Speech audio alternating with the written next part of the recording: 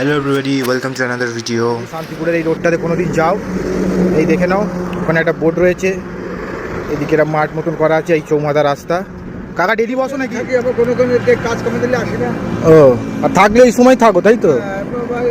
কালকে আসলাম, আজকে না, আবার দু একদিনের কাজ কামাই দিতে ও, শরীরে পুরোই না।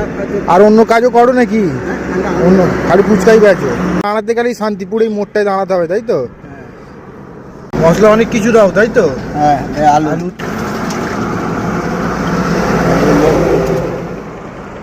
10 টাকায় 7টা, ঠিক আছে?